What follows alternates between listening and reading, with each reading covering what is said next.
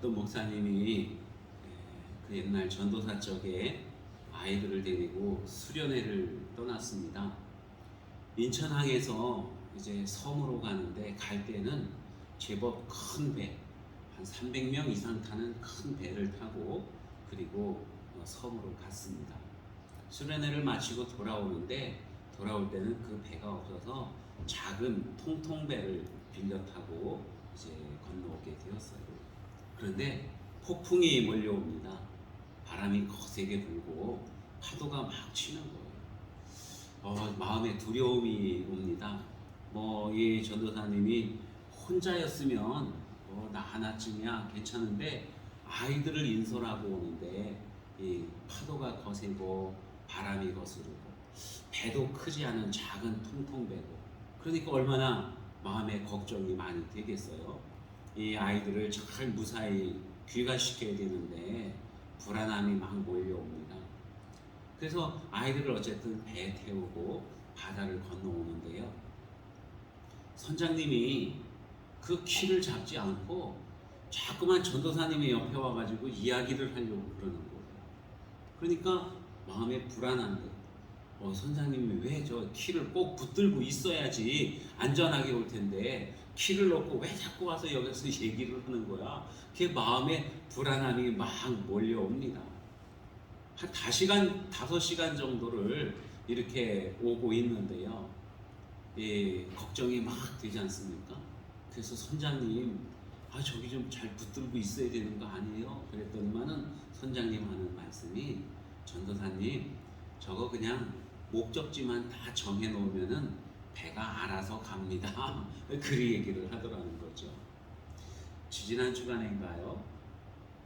아는 이제 목사님 자동차를 운전을 해서 양평을 한번 갔다 온 적이 있는데 그게 새로 나온 차더라고요. 그 박스형 그랜저 이렇게 탔는데 목사님이 그래요. 이거 이렇게 딱 정해놓으면은 알아서 길을 찾아간다는 거예요. 그래서 보니까 정말로 딱 정해놓으니까 속도도 쭉 알아서 가다가 앞에 차가 서면은 이 차가 서고 또 출발하면 같이 또 쭉 출발을 했다가 이 차선도요. 내가 지금 어느 차선을 딱 정해놓으면은 그냥 그 차선만 따라가는 거예요. 차가 길이 구부러져도 그냥 구부러진 길로 가고 이렇게 가고 처음에는 불안해서 손을 못 대겠는데 나중에는 익숙해지니까 막 손으로 이래 얘기도 하면서 이러면서 운전을 하고 갈 수가 있겠더라고요. 여러분 우리가 어디에다가 목적을 정해놓는가 그것이 정말로 중요합니다. 우리 인생은 마치 큰 바다를 항해하는 그러한 작은 배와도 같아요. 언제 어디서 어떤 상황을 만날지 모릅니다. 언제 바람이 불어올지, 언제 파도가 높아질지, 언제 어떤 암초가 있을지 알 수 없는 그 바다를 항해하는 배와도 같아요. 그런데 중요한 것은요, 우리가 어디로 가느냐 하는 것입니다. 우리의 목적지가 어디냐 하는 거예요. 내가 가고자 하는 그 소원의 항구, 거기가 어디냐 하는 것입니다. 가는 길에 때로는 순풍을 만날 수도 있고 때로는 폭풍을 만날 수도 있습니다. 고난이 올 수도 있고 위험이 올 수도 있습니다. 분명한 것은 그러나 우리가 목적지를 정해 놓아야 된다고 하는 것이죠. 구약 성경에 보면은 요나라고 하는 사람이 있습니다. 하나님께서 어느 날 요나를 부르셨어요. 요나야, 내 하나님, 너 저 위에 있는 니느웨로 가라. 그 니느웨 백성들이 죄가 많아서 내가 그 니느웨를 멸망시켜 버리려고 한다. 그러니까 가서 내가 하나님께서 이 성을 멸망시키겠다고 그렇게 선포하거라 하고는 그렇게 말씀을 하십니다. 요나가 니느웨가 멸망한다고 하니까 기분이 좋아졌어요. 왜냐하면은 그때 당시 니느웨는 군사들을 일으켜서 요나가 살고 있는 그 이스라엘을 늘 쳐들어오고 괴롭히고 하는 그러한 나쁜 나라였거든요. 그러니까 그 나라가 망했으면 좋겠는 거예요. 이 요나가 망 안 된다. 근데 하나님이 가서 심판을 예고하라고 그러면 저들이 혹시나 돌이켜서 회개하고 구원받으면 어떡하지? 아, 내가 가서 전한다고 심판을 예고한다고 말은 해놓고 하지 말아야겠다 이 생각을 합니다. 이 요나가 이제 니느웨로 갑니다. 니느웨는 이스라엘의 저 북쪽에 있는, 지금으로 말하면은 이 이라크 북쪽에, 여러분 얼마 전에 몇 년 전에 그 전쟁이 일어났던 모술이라고 하는 도시가 있습니다. 이라크에서 한 두 번째 정도로 큰 그러한 도시인데요. 이 모술이 바로 이 니느웨입니다. 니느웨는 그 당시에 이 요나 당시에 아수르라고 하는 강대국의 수도이기도 했어요.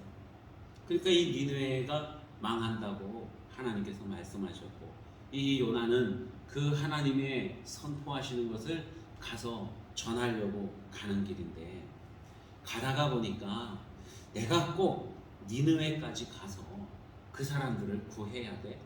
그들은 망하는 게 좋지 않겠어? 그런 생각을 하고 갑니다. 올라가다가 보니까 요빠라고 하는 항구가 나오는데 거기 배가 있는 거예요. 그 배가 다시스라고 하는 곳으로 가는 배라고 합니다. 여러분, 다시스는요, 여러분이 세계 지도를 잘 보시는지 모르겠습니다만은 이스라엘은 지중해 최고 동쪽 끝에 있는 나라거든요. 다시스라고 하는 곳은 어디쯤이냐 하면은 지브롤터 해협이라고, 스페인, 여러분 그 이베리아 반도가 어디냐면 스페인을 이베리아 반도라고 하는데, 그 스페인하고 아프리카하고 그 사이가 아주 좁습니다. 여기서 한 3, 4km 정도가 되는 거예요. 그러니까 아프리카하고 유럽하고 그 맞닿는 부분이 그 정도 해협이라고 하는 거예요. 그 근처에 있는 동네가 그 당시에 다시스라고 했는데, 이스라엘에부터 다시스까지는 한 3,000km가 넘는 그러한 항해길이라고 합니다. 그 다시스로 가는 배를 욥바에서 보게 된 거예요. 이 요나의 마음속에 아마도 갈등이 생겼을 것입니다. 니느웨로 갈까? 아니면은 다시스 가는 저 배가 있는데 저걸 집어 탈까? 선장에게 물어보니까 얼마든지 타래요. 이거는 하나님이 나에게 말씀을 그렇게 하셨지만은 나는 하나님 말씀 안 따를 거야. 니느웨는 망해야 돼. 그리고는 다시스로 가는 배를 탑니다. 배가 이 요나가 타고 한참을 가는데 아주 순풍을 만나서 잘 갑니다. 그러니까 이 요나가 역시 내 생각이 맞았어. 이렇게 순풍에 돛단 배가 잘 가는 걸 보면은 내가 다시스로 가기 잘한 거야 하고 이렇게 생각을 했죠. 그런데 웬걸요? 조금 있다가 폭풍이 몰아칩니다. 그리고는 배가 금방이라도 뒤집어질 것 같아요. 선원들이 막 애를 쓰고 힘을 쓰고 노력을 하지만 그래도 배가 뒤집어질 것 같아요. 배에 있는 짐들을 다 바다에 던져버립니다. 배가 가라앉을까 봐. 자, 그럼에도 불구하고 배는 더 요동을 치는 거예요. 요나는요, 하나님 낯을 피해가지고 지금 다시스로 가고 있어요. 하나님이 다 내려다 보시는 것 같아요. 그러니까 배 저 밑창에 내려가서 거기서 그냥 해나 몰라. 그리고 이렇게 잠을 자고 있는 거죠. 배는 뒤집어질 것 같은데, 이 분명히 자기 때문에 하나님이 노하신 것 같은데, 이 얼마나 마음에 두려움이 많겠습니까? 그때 선원들이 와갖고 왜 당신은 당신의 신한테 부르짖지 않고 배가 이렇게 뒤집어지게 되었는데 여기서 잠만 자고 있느냐 하면서 책망을 합니다. 요나가 말하기를, 이 풍랑은 나 때문에, 내가 믿는 우리 하나님께서 일으키는 풍랑입니다. 내가 원인입니다. 나를 차라리 바다에 던지세요 하고는 그렇게 말을 하는 거예요. 사람들이 어떻게 사람을 바다에 던질 수가 있겠습니까? 그럴 수 없어요. 우리가 좀 더 헤쳐나가 봅시다. 그렇게 할수록 배는 더 뒤집어질 것 같아요. 도저히 안 되겠으니까 정말로 사람들이 요나를 번쩍 들어서 바다에 집어 던집니다. 여러분, 요나가 니느웨로 가야 되는데 다시스로 가고 있는 거예요. 하나님의 뜻을 거슬렸습니다. 하나님의 말씀을 듣지 않는 거예요. 불순종합니다. 불순종하는 그 항해길에 만난 큰 풍랑이 있었다고 하는 거예요. 이 요나가 바닷속으로 던짐을 당하게 되고 물고기가 와서 요나를 삼키게 되고 물고기 뱃속에서 요나는 하나님 앞에 회개기도 합니다. 그리고는 다시 육지에 이제 내뱉음을 당하고 그리고 니느웨로 가서 하나님의 심판을 예고하는 거예요. 니느웨 사람들이 요나가 전하는 하나님의 심판의 이야기를 듣고는 왕으로부터 짐승들까지 다 거친 음식을 먹고 거친 옷을 입고 하나님 앞에 회개합니다. 그래서 하나님께서 니느웨를 용서해 주셨어요. 요나는 너무너무 기분이 나빠요.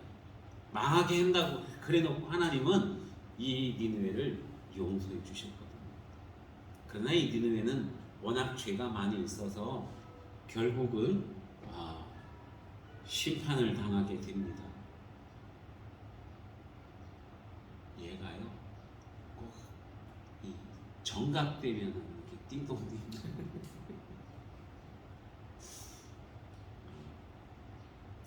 그래서 이 니느웨는 나중에 606년인가 BC 그때 망하게 됩니다. 여러분, 하나님의 뜻을 따라 살아가는 인생도 때로는 풍랑을 만날 수가 있어요. 하나님을 거스르는 인생을 살다가도 풍랑을 만날 수가 있습니다. 고난을 겪는 인생을 살 수가 있어요. 하나님, 내가 하나님의 뜻대로 살아가는데 왜 나에게 이런 고난이 옵니까? 그렇게 말할 수도 있어요. 역시 하나님의 뜻을 거스르니까 내 인생에 이런 고난이 오는구나. 그걸 깨달을 수도 있는 것입니다. 욥은 의로운 사람이었어요. 하나님의 말씀을 잘 듣고 하나님의 말씀대로 살려고 무진장 노력을 하는 사람이었습니다. 혹시나 죄를 지었을까봐 그냥 틈틈이 하나님 앞에 제사를 드리는 그러한 사람이 욥이었어요. 그런데 이 욥에게 큰 재난이 다가오게 됩니다. 아주 부자였는데 모든 짐승들을 다 도둑맞고 빼앗겨버리고 자식들이 여럿이 있었는데 한날 한시에 자식들이 다 사고를 당해서 죽어버리고 맙니다. 거기에다가 욥은 큰 질병까지 얻었어요. 정말 의로운 사람이고 모든 사람들에게 존경을 받던 그러한 욥이 한순간에 알거지가 되고 그 다음에 중병에 걸린 사람이 됩니다. 얼마나 고통스럽고 힘들겠습니까? 왜? 내가 무엇을 하나님 앞에 잘못했기에 이러한 고난이 내게 옵니까? 친구들이 와서 그를 위로하려고 하다가 그 모습이 너무 처참하니까 위로의 말이 안 나오고 이건 분명히 네가 죄를 졌기 때문에 그런 거야. 그러면서 욥을 조롱하기까지 합니다. 너무나도 큰 그러한 고난이 욥의 인생에 오게 된 것이죠.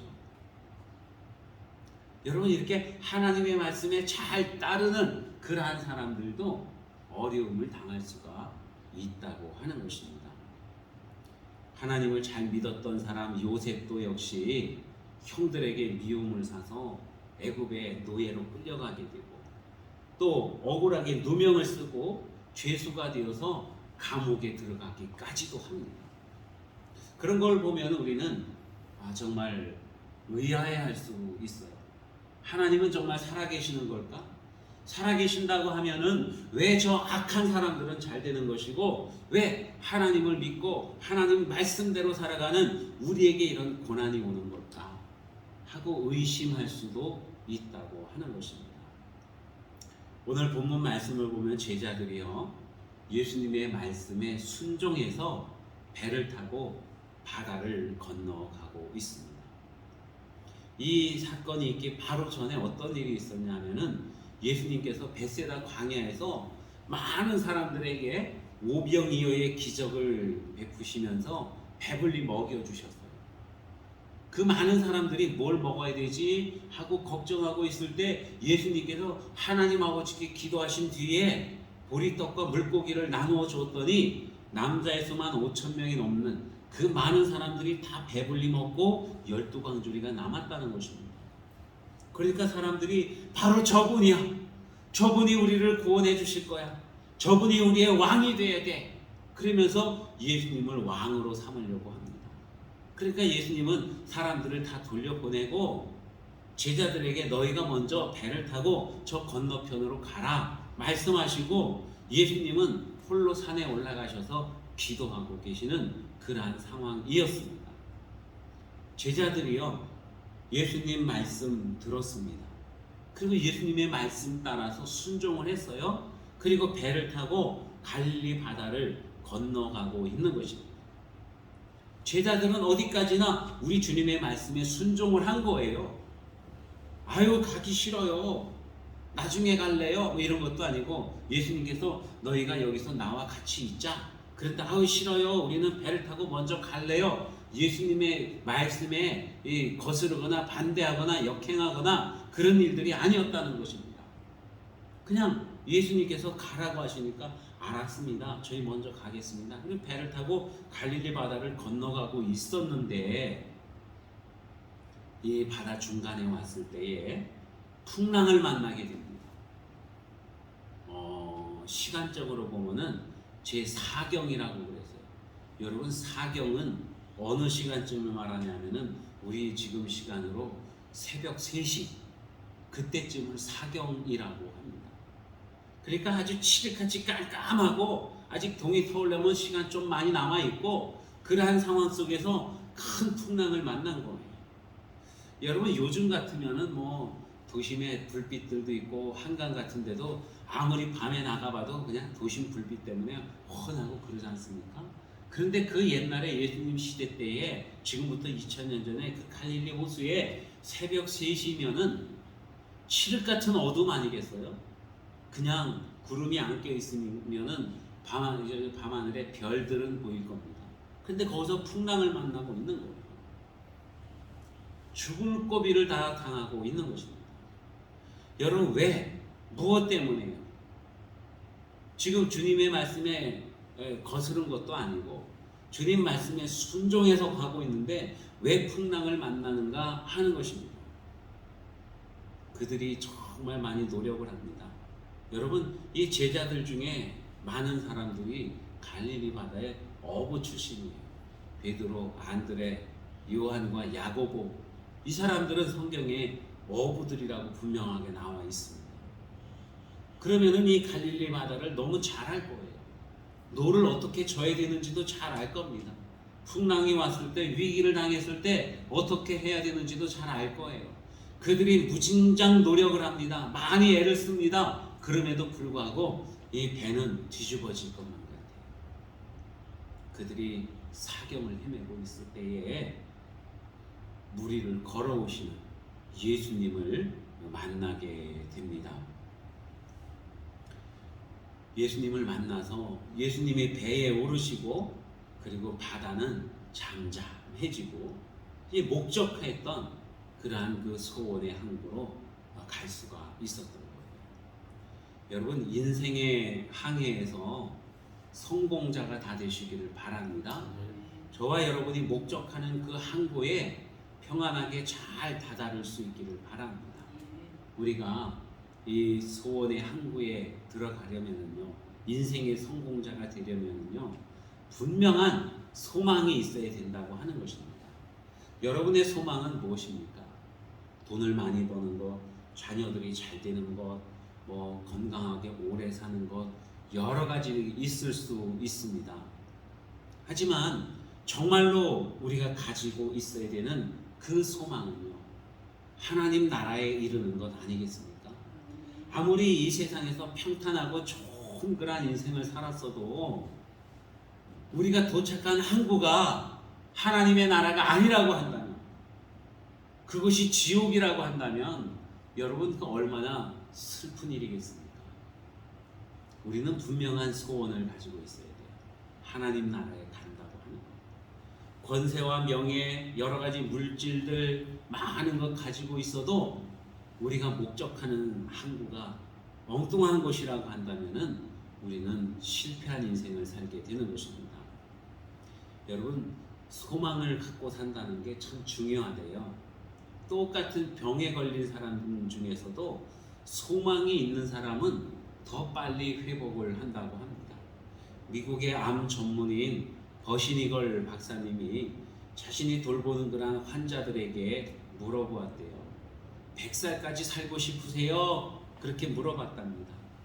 더 살고 싶어요?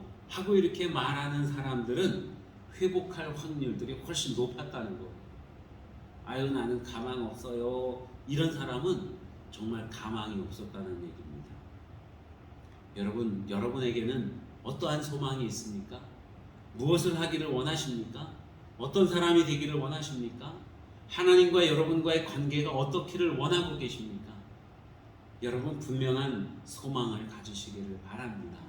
이 땅에서 하나님의 말씀대로 정말 하나님께 순종하며 하나님 맡겨주신 일들을 잘 감당하다가 하나님께서 우리에게 허락해 주신 최종 목적지 하나님 나라에 이르는 저와 여러분이 되시기를 바랍니다. 비록 이 땅에서 풍랑을 만날 때도 있어요. 고난을 당할 때도 있습니다. 그러나 소망을 굳게 하고 하나님 나라를 향해 가는 저와 여러분 되시기를 바랍니다. 여러분, 때로는 이렇게 고난을 당하고 어려움을 많이 당하기도 하지만 우리 인생의 배에 예수 그리스도께서 오시면 우리는 얼마든지 승리하는 그러한 인생을 살 수가 있습니다. 바다를 건너가는데 제자들이요, 자기 힘을 막 의지하고 자기 경험과 자기 노력들 그러한 것 가지고 힘을 썼을 때는 점점 더 위태로워졌습니다. 배가 뒤집어질 것만 같았어요. 그들의 마음속에 불평이 있고 원망이 있고 절망이 있고 고독하기도 했을 것입니다. 아무 생각도 안 났을 거예요. 어쩌면은 예수님을 생각할 때에 예수님이 오셔서 우리를 구원해 주실 거야 하는 생각보다도 왜 예수님은 이 시간에 우리를 이곳으로 건너가라고 하셔서 우리로 하여금 이렇게 고난을 당하게 하는 것일까 하는 생각을 했을 수도 있습니다. 여러분 그렇지 않습니까? 그럴 수 있어요. 그죠? 얼마든지 인간적으로 보면은 제자들이 예수님을 원망했을 수도 있을 것 같아요. 그런데 그러한 상황 가운데 예수님께서 오신 거예요. 언제 오셨냐면은 가장 적절한 시기에 예수님이 찾아오신 것입니다. 늦지 않았어요. 너무 이르지도 않았어요. 제자들이 정말 고난을 많이 당하고 우리의 힘으로는 아니 되는구나 하는 것을 깨달을 그때에 예수님께서 오셨다는 것입니다. 왜 예수님이 하필 그 시간에 오셨을까요? 좀 더 일찍 오실 수도 있는데, 그죠? 제자들로 하여금 우리의 힘으로 할 수 있는 게 없구나. 우리 주님이 오셔야만 우리가 살겠구나. 주님에 대한 전적인 신뢰를 위해서 주님은 적절한 타이밍에 이 제자들에게 오셨다고 하는 것입니다. 여러분 타이밍이 참 중요해요. 그죠? 사랑 고백하는 것도 타이밍이 중요하고 운동을 할 때 야구에서 홈런을 때리는 것도 투수가 공을 던졌을 때에 적절한 타이밍에 맞춰서 배트를 휘둘러야 홈런이 돼요. 조금 빨리 하면은 왼쪽으로 탁 꺾어져 들어가는 그 파울볼이 될 것입니다. 좀 늦으면은 오른쪽으로 꺾어가는 그러한 파울볼이 될 거예요. 적절한 시기에 딱 맞춰 쳐야 외야를 넘어가는 장타가 될 수가 있다고 하는 것입니다. 가장 적절한 시기, 여러분 우리 주님께서는 그 시기를 너무나도 잘 아신다고 하는 것입니다.